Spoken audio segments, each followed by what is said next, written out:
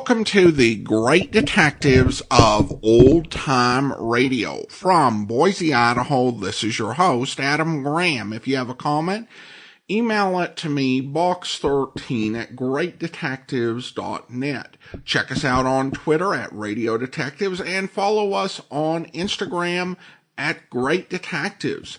Today's program is brought to you in part by the financial support of our listeners. You can support the show on a one-time basis at Adam Graham, P.O. Box 15913, 15913, Boise, Idaho 83715. And you can also become one of our ongoing Patreon supporters for as little as $2 per month. Well, now it is time for this week's episode of Tales of the Texas Rangers. The original air date, February 18th, 1951, and the title is Sweet Harvest. The National Broadcasting Company presents Joe McCrea in Tales of the Texas Rangers. Tonight, transcribed from Hollywood, another authentic reenactment of a case from the files of the Texas Rangers.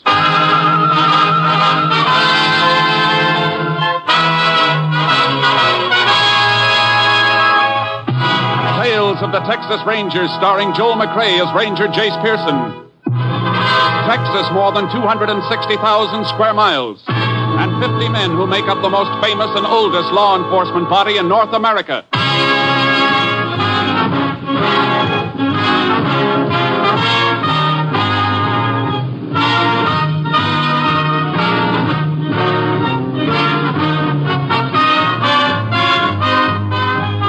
Now, from the files of the Texas Rangers come these stories based on fact. Only names, dates, and places are fictitious for obvious reasons.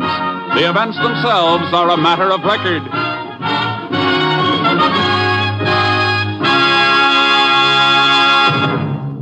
Case for tonight, Sweet Revenge.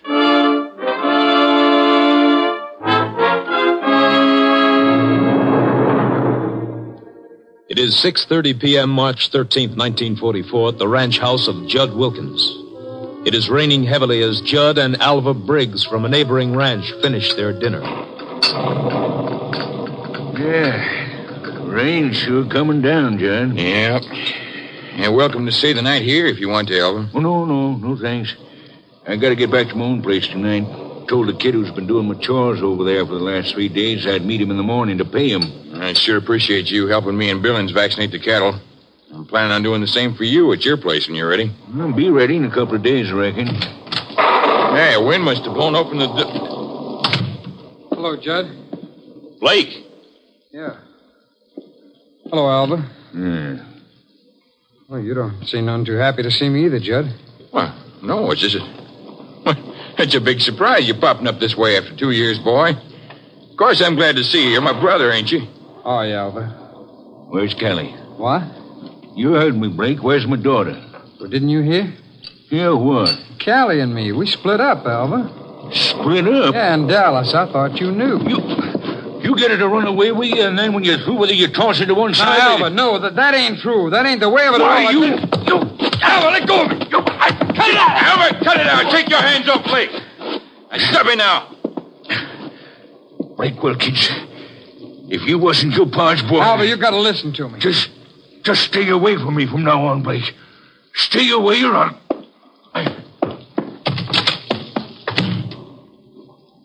Judd? Yeah? How come Alva didn't know about Callie and me? Well, you see, Blake... I can understand Callie not wanting to write Alva about it, but I wrote here to Pa right after we split up. I told him the whole story in that letter. Callie was just using me to get away from home. She left me as soon as she found somebody else who could do her more good. I told all that in my letter to Pa. He and Alva was friends and neighbors. Now, how come Alva didn't know? Pa died last month, Blake. Yeah, I know. That's why I come home, Judd. I ran into a fellow in Lubbock the other day who told me. But Pa wasn't dead when I wrote that letter. I told him I was sorry about everything, that I wanted to come back home if he wanted me to. But I never heard from him, Judd. Why not? Blake, you're making me say something I don't want to say. Even though you and I are only half-brothers, I've always felt toward you like What are you getting at, Judd? Well, hearing about you and Callie splitting up just now makes me feel pretty bad. I guess it's part my fault. You mean because you encouraged me to run away with her? Yeah. You come to me asking advice. I told you on the QT I figured you had a right to your own life, but I sure didn't know it was going to turn Pa against you like it did. Turn him against me? Judd, I want to know what happened to that letter that I wrote Pa. All right, Blake. Pa wouldn't even open your letter, just threw it away. He what? Said he never wanted to see you or hear from you again. Well, Judd, that just doesn't sound like Pa. He just wouldn't say a thing like that about me. I know, boy. It's hard to believe. You and he always used to be so close. Of course, you was his own son. I wasn't, so it's natural for things to Judd, be that way. Judd, are you sure that Pa got my letter? Why, of course. I just told you, Blake. All right. What did Pa say in his will? Well, now, everything's taken care of, Blake. I want to know how it's taken care of, Judd. Will's in town, and go in as soon as we can. I'll show it to you. You got a pleasant surprise coming, kid. You know, it's sure going to be good having you home. You come at a good time, too. We need another hand here, and I'm not sure Alva will ever be back to help after tonight. But having you back again, everything's going to be fine from now on. I'm not so sure. What do you mean? Alva, the way he feels about me. I don't like things like that. Oh. Well, don't you worry about Alva none, Blake. You get over it. You know, I think I'll take a horse and ride across to Alva's place. Tonight? Yeah. See if I can get things straightened out with him. Afterwards, I could stay on at the shack the rest of the night. It's about halfway. That way I'd be out there to lend you a hand in the morning. Is there bedding and food out at the shack? Yeah, plenty of it. Okay, Blake, if you want to go. But if Alva don't listen to reason, don't you argue with him. And don't be afraid of him. He won't harm you as long as I'm alive and kicking. Yes, sir, Blake. I'll take care of you from now on.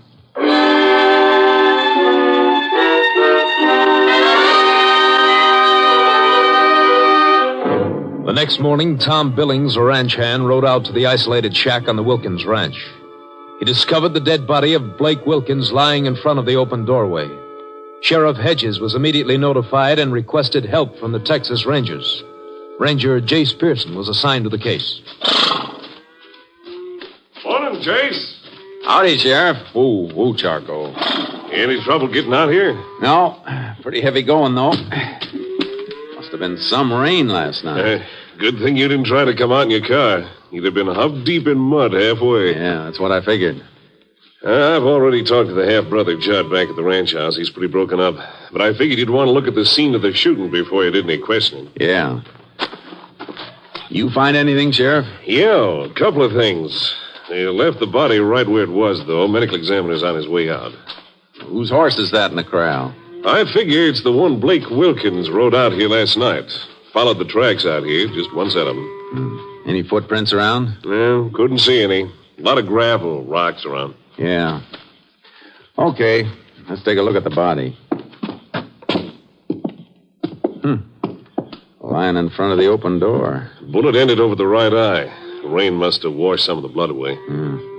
Bullet came out the back of the head, higher up. That means it was traveling in an upward angle. Yeah, that's right, Jace. Went clear through him and then carried through the shack. Come on inside, I'll show you. You got the bullet here in my pocket. We found it out back. Here it is. What's left of it. Sure smashed up. I'm afraid it won't help us any. You take a look at the roof, Jace. Back wall over that shelf of provisions. Yeah. It's the bullet hole, all right. Let's go back outside. I'd say Blake was just about your height, Sheriff. Looks like. I want you to stand here beside the body and hold your hand out of the level of your forehead. My forehead? Yeah. That'll represent the approximate height of the bullet when it hit Blake. There, that's it. What are you backing up for, Jace? I'm sidelong your hand in the bullet hole in the roof.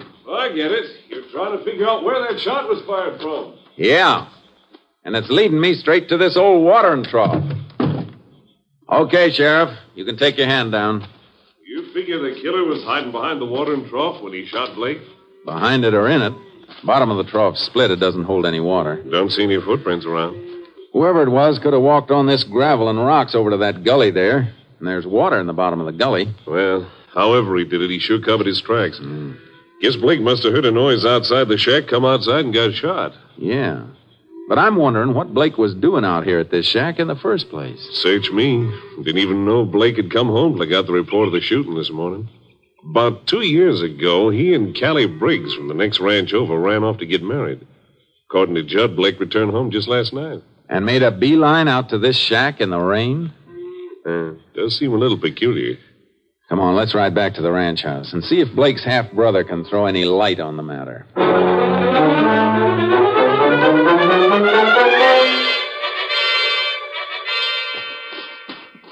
No doubt about it, Jace. That horse at the shack is the one Blake rode out there last night.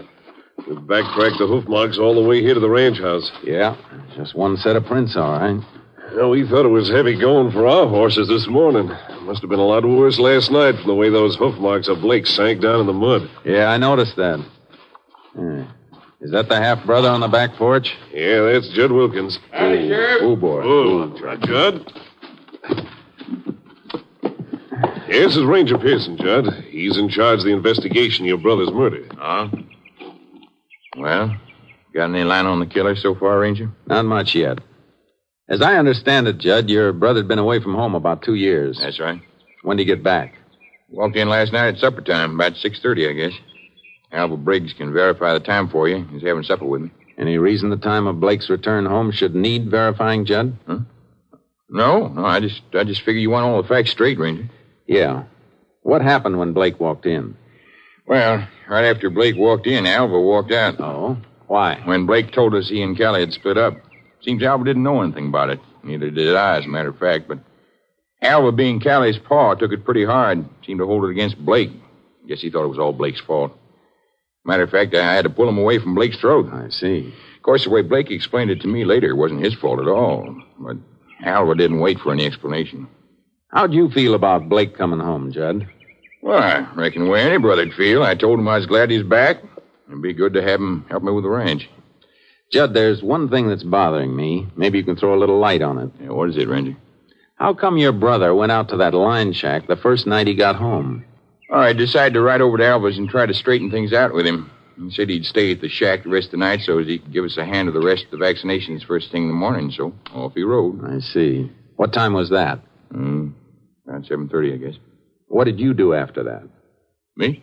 Yeah. What? Let's see now. Around 9, I sent for my ranch hand, Tom Billings. Told him about Blake being back and also had him help me check some tally sheets. I'd say that was about 10:30 when we got through. Tom went on back to the bunkhouse? That's right, sure. And you? I turned in. You didn't leave the ranch house? Me? No. Are you sure about that? Of course I'm sure. What are you getting at, Ranger? I'm just trying to get at the truth, Wilkins. Now, wait a minute. You think that maybe I killed Blake? I'm not thinking anything right now. I'm just asking questions. I don't like the kind of questions you're asking. Think I'd kill my own brother in cold blood? Take it easy, Judd. Look, Ranger. You know who discovered Blake's body? Tom Billings, my own ranch hand. You know how he happened to ride out there this morning? Because I told him to. I wanted to meet Blake and start to work. Now, would I kill Blake and then go out of my way to make sure his body'd be discovered? It'd be pretty stupid, wouldn't it? Well, Judd, I'll go along with you far enough to say a stupid man wouldn't have done that. Nah, I didn't kill Blake. Then you got nothing to worry about. Yeah, I know. Sorry I lost my temper, Ranger. It's just that a thing like this hits you pretty hard. Yeah, sure. Where can I find this ranch hand of yours, Tom Billings? He's waiting for you down at the bunkhouse. I told him to stick around in case you wanted to question him, Jace. Good. Let's have a talk with him, Sheriff. Whoever that skunk is, Ranger, I sure hope you get it. Thanks. What do you think, Jace? About Judd Wilkins? Yeah. I don't know, Sheriff. Tells a pretty straightforward story, but listening to it, I somehow got the idea it was a little too straightforward. Almost like he might have been rehearsing it. Yeah. Sounded like that to me, too. Well, we'll check up on as much of his story as we can from Tom Billings. Here's the bunkhouse. Come on in. Howdy. Tom Billings? That's right, Ranger. I've been waiting for you. And Pat's an old pair of jeans. Janged if I'm much of a seamstress, though. Oh, I don't know. Seems to me I've seen worse-looking patches than that. Billings, you're the one who discovered Blake Wilkins' body this morning, aren't you? Yeah. Almost lost my breakfast. Pretty bad sight. Who told you to ride out that way? Judd. He wanted me to meet Blake and get started with the vaccinations again. Check so far, Jace. Yeah. How about last night, Billings? Judd says he called you up to the ranch house. Yeah, he did. Wanted to tell me about Blake being back and have me help him check some tally sheets. What time did you go up? Right around 9 o'clock. And what time did you come back here? Oh, about 11:15. The rain had just stopped. I come back here to the bunkhouse and turned in. And then this morning you rode out to the line shack? That's right, Ranger. Okay. I guess that'll be all, Billings. Come on, Sheriff.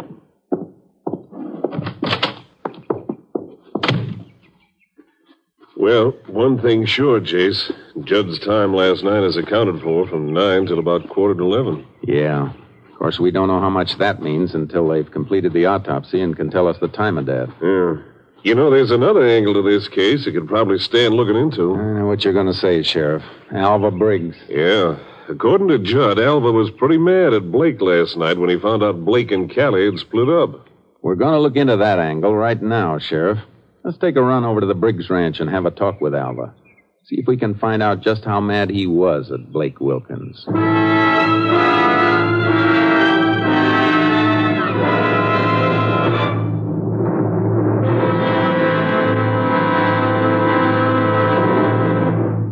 You are listening to Tales of the Texas Rangers, starring Joel McCrea as Ranger Jace Pearson.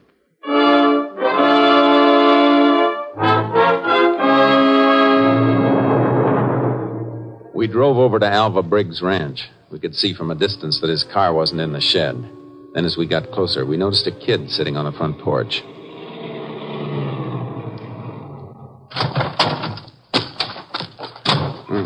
Who's that kid over there?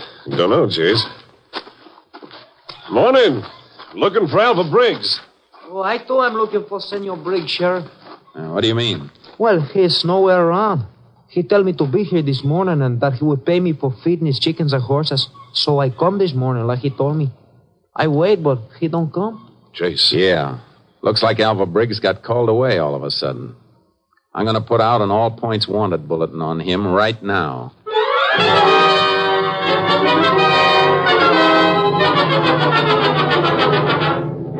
Checking in town, I learned that Alva Briggs had caught the Dallas bus that morning. I notified Company B. 4 hours later, Briggs was picked up at the Continental Trailways Depot in Dallas by Ranger C.B. Wade, who brought him back to Sheriff Hedges' office. After a brief talk with Ranger Wade out in the hall, I came back into the room. I'd like to know the meaning of this, Ranger. We'd like to know why you suddenly decided to take a trip, Mr. Briggs. Well, I reckon that's my business. You're wrong about that. It's our business, too. Way it looks right now, you get mad at Blake Wilkins, he turns up dead, and you leave town. But I didn't even know about Blake being killed till that other ranger picked me up getting off the bus in Dallas. I still want to know why you took off from your ranch this morning. All right. Last night, Blake told me he and my daughter Callie had split up in Dallas. It come as a bad shock. So this morning, I decided to head for Dallas, see if I could locate Callie and find out what happened. Get her to come back home with me if she would. I see. You left the Wilkins Ranch about 6:30 last night. That's right. Where'd you go? Home. You stay home the rest of the night? Yeah. Any way of proving that, Alva? I guess not. I live alone. Ranger, I didn't kill Blake Wilkins. Sure, I felt like it for a second or two when he told me about him and Callie, but thinking about it later, I got over it. Guess when a couple splits up, it ain't ever completely one person's fault. I didn't kill him. If you didn't, you'll want to cooperate then. Cooperate? I'm asking you to postpone your trip to Dallas. I want you to keep yourself real handy until this investigation's wound up. All right, Ranger. You'll find me at my ranch. He's got no alibi for any part of last night, Jace. No, he hasn't. There are a couple of things that make me doubt that he killed Blake. What are they? If he did kill Blake, why'd he wait till this morning to take off from his ranch? Well... Another thing. Alva walked out of the Wilkins ranch house right after Blake arrived. How'd he know Blake was going to be out at the shack? Why, Blake told Judd he was going to ride over and talk to Alva. Maybe that's how Alva found out. But we know Blake never got as far as Alva's place. Those horse tracks led right to the shack and stopped there. See, that's right. You think Judd was lying to us, trying to make it look bad for Alva? I don't know. Then there's the matter of motive. You find out, like Alva did, that your daughter split up with a guy and you think it's his fault. You might knock a few teeth loose over it, but as for killing him on account of it, I don't know. Well, speaking of motive, how about Judd? That's just what I'm going to follow up next, Sheriff. See if I can find a motive for Judd Wilkins to kill his half-brother.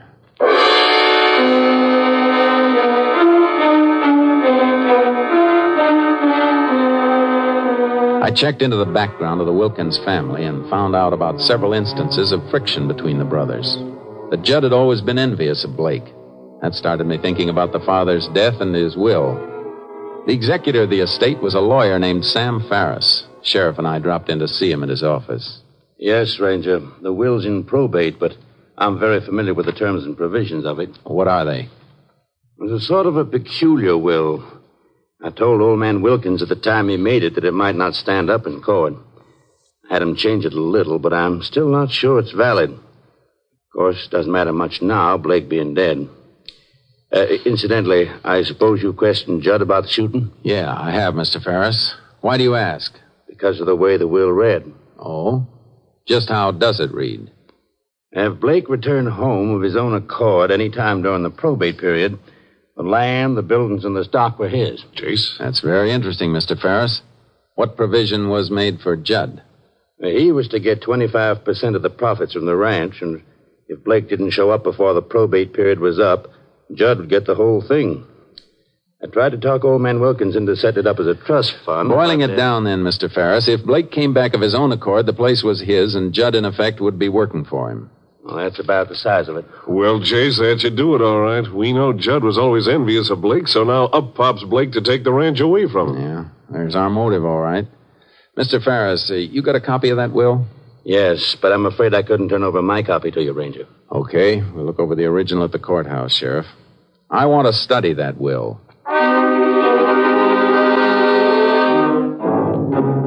We went through the will with a fine-tooth comb. When we returned to the sheriff's office, the autopsy report was lying on his desk. What's it say, Chase?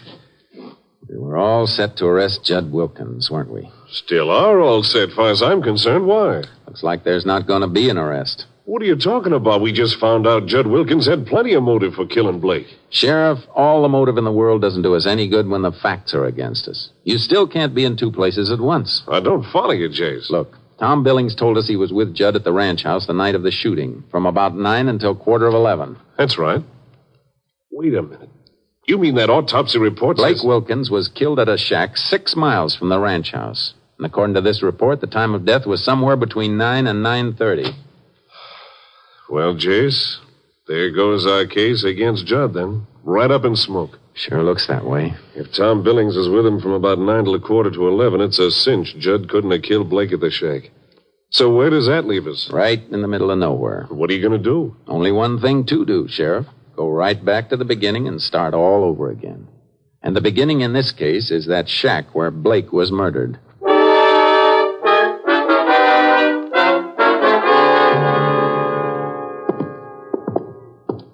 Jace, hanged if I see what good this is doing us.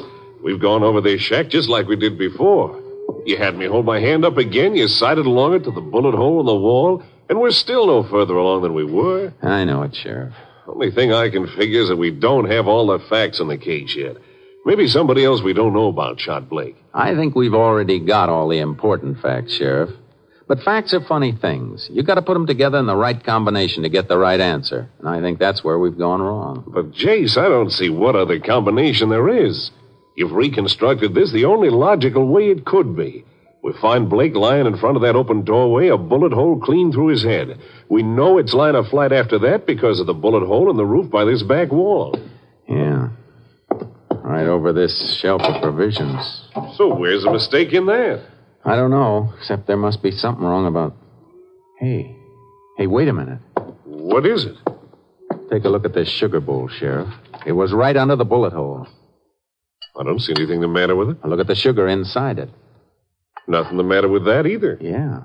Well, that's the point, Sheriff. Huh? You ever see sugar that's had a little water dropped on it? Why, sure, it gets sort of crusty. And stays that way. Yeah, but I... Remember what Tom Billings told us? That the rain stopped about 11:15? Blake was shot between 9 and 9:30. That's right, over an hour before it stopped. Jace! Yeah. A bullet hole over the sugar bowl would have let a few drops of rain on the sugar. But the sugar's dry. And there aren't any water stains on the shelf either. That means that bullet hole in the roof wasn't made until after it stopped raining. It also means we better get back to the Wilkins Ranch house on the double.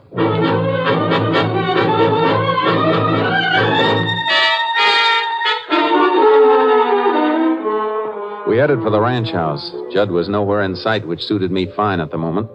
We eased inside the house. I didn't find what I was looking for in the front room, so we went up into the bedroom. What do you figure on finding up here, Jace? I think I've already found it, Sheriff. That calendar on the wall. Looks like it's hanging mighty high. Yeah. Let's take a look behind it.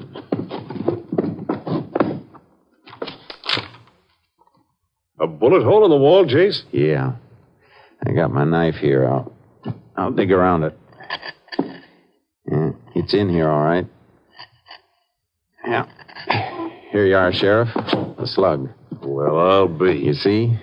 That's where Judd got the idea. He was probably standing on the stairs and shot and killed Blake right here in this room. Then he noticed that the bullet went clear through into this wall. That's why he fired a bullet through the rear of the shack, to make it look like Blake had been killed out there. You mean all the time Tom Billings was downstairs with Judd that night, Blake's body was lying right up here in the bedroom? That's just what I mean. Judd must have shot Blake around 9 o'clock, then called Billings over to the house right afterward as a cover. Then after Billings left at 11:15, Judd cleaned up the room and took the body out to the shack on horseback. Yeah. I thought those hoof marks were cut down awful deep, even for wet ground. That horse was carrying double, Judd and Blake's body. After he placed the body, he probably walked along that gravel to the gully and doubled back to the ranch on foot. He was sure trying to pull a fast one on us. He almost got away with it, too. I reckon we got a case. I heard a door close. Nobody down there in the living room. Come on, Sheriff. Reckon Judd could have come in without us hearing him? Maybe. Take a look in the kitchen. Yeah, the kitchen's empty, too. Let's look out the back door. There he is, Jace, running for the car shed. Come on. Judd! Hold it! Stop where you are! He ducked around the corner of the car shed. Corral's back there. He might be trying for a horse. We'll see as soon as we get around this corner. Reed, take cover, Sheriff. Shot came from the bunkhouse. Probably ducked in there to get a gun. Judd! This won't do you any good. Come on out of there. He's gone plumb crazy trying to shoot it out with both of us. Judd! I'll give you just 1 minute to come out of that bunkhouse with your hands in the air. You want me? You come in here and get me, Ranger. I don't have to, Judd. I'm going to send for you.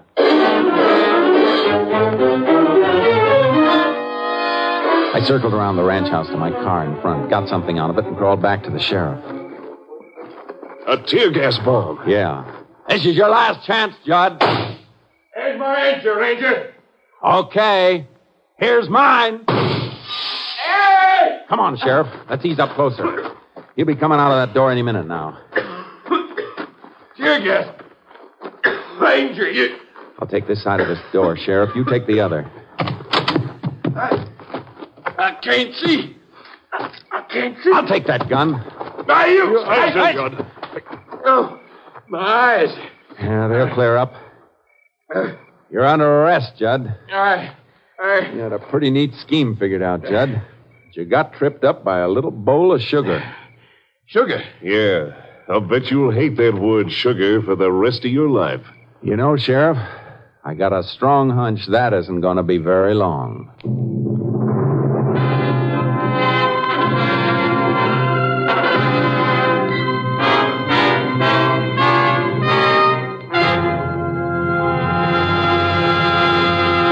Judd Wilkins was tried and convicted of the murder of his brother Blake. On the morning of June 16, 1945, in the state penitentiary at Huntsville, he was executed in the electric chair. Next week, Joel McCrea in another authentic reenactment of a case from the files of the Texas Rangers.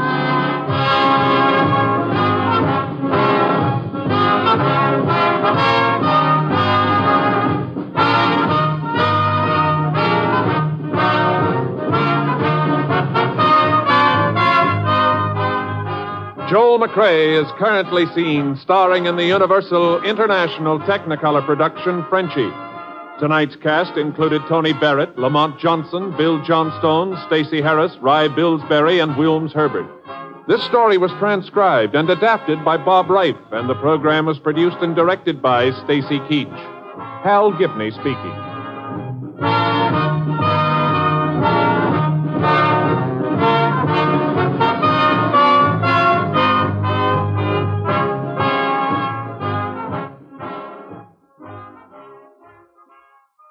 3 chimes mean good times on NBC.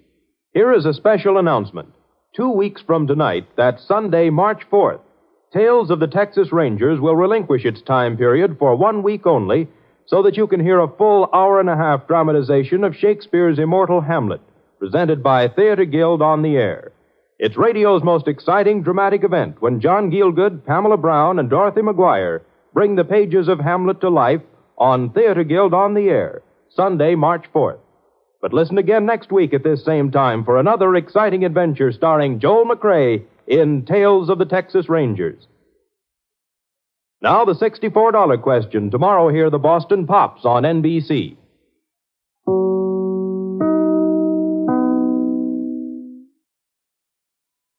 Welcome back. Well, a really interesting episode, and I kind of like what it does.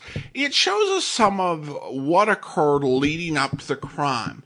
Enough so that we're left with reason to suspect that the victim's half-brother was actually in back of it, but not enough so that we can say 100% for sure. So, in a way, we've kind of got the same sort of instinct that Ranger Pearson does when he shows up, and that just keeps getting challenged because you throw in the ex-father-in-law who left town, and then you've got the seeming alibi, and you just begin to wonder, did he really do it? And I think it's a good illustration on how sometimes police will arrive on the scene of the crime, and based on the initial evidence, they've got a suspicion, and maybe the suspicion is right, but they have to have evidence and follow where that leads, which may not always be with their first supposition. It was also interesting when Ranger Pearson went and he got the tear gas out of his car. And I think that on Dragnet, when the tear gas is brought in, either they sign it out or someone else is brought along. They don't carry that as a day-to-day basis if you're working in a metropolitan police department. But in this case, Ranger Pearson does, because he can't be going, back to headquarters if he needs a tear gas or call somebody in, because he's, spread out all over the state. So you have to imagine that what he carries in his vehicle is a lot more robust than what you would see in a big city department, particularly since he ends up spending so much time assisting rural areas where they're not going to have a lot of this stuff for themselves. Well, now it is time for our Patreon supporter of the day. Thank you to Stephen, Patreon supporter since March of 2020, currently supporting us at the rookie level of $2 or more per month. Thanks so much for your support, Stephen. That will do it for today. If you are enjoying this podcast over on YouTube, be sure to like the video, subscribe to the channel, and mark the notification bell.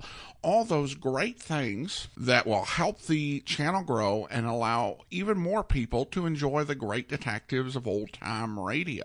We'll be back next Saturday with another episode of Tales of the Texas Rangers. But coming up on Monday, we head out to Casey Crime Photographer, where he said if he win, he have money for payment on fine. So he bet. Well, did he win? No. He no win that week, so he bet money next week. And he no win, and next week, and next, and next, and next, and he no win, never. Oh, that's bad. Every week he spend money for bet, more and more. And then he take money from Sugar Bowl. Well, pretty soon Sugar Bowl is empty. Then he take money from me, more and more and more. Now I no can pay bills. Me, Clara Polachek, and no can pay bills. And he no can stop. Oh, in parlor, Steve. Well, what are you doing in there? I was... Oh. Steve, this Mr. Casey, Miss Williams, my friend. Yeah. Glad to meet you. Hello, Steve. Hello, Steve. Ma, can I, talk to you for a minute? Well, I'm here. Talk. Yeah, well, I mean in private. Well, we'll wait outside. No, stay, listen. What you want, Steve? But, Ma... Well, what you want, Steve? $2, Ma. Just $2. Sugar Bowl is empty, Steve. For my housekeeping money, I mean. It's gone too, Steve. But I need the dough. What'll I do, Ma? Stop gambling. Ma, please don't pick on me. Mrs. Polachek, we'll leave you alone. No, stay. Listen. Steve, I no pick on you. Yes, you do. Don't you see, Ma? I don't want to gamble. I gotta. I lost too much to quit now when my number's bound to come up. And when it does come up, Ma, we'll be rich. What for we want to be rich? It's enough to save, pay bills, put money in Sugar Bowl. Yeah, sure. Lousy nickels and dimes so we can buy a farm in 100 years. Oh, it's not true. There's lots of money in Sugar Bowl before... Before what? Well, go ahead and say it. Before I swipe the money to gamble. That's what you was going to say, huh? Stevie, please. Before I rob the Sugar Bowl, before I swipe the money. Stevie, I no blame you. You can't talk about nothing else but your lousy Sugar Bowl. Stevie. Lousy old Sugar Bowl with a lousy old crack in it. All empty. Look at it, all empty. And I don't care, you hear me, Ma? I don't care. I don't care about your lousy old Sugar Bowl. I hope you'll be with us then. In the meantime, do send your comments to box13@greatdetectives.net. Follow us on Twitter at Radio Detectives and check us out on Instagram, instagram.com/greatdetectives. From Boise, Idaho, this is your host, Adam Graham, signing off.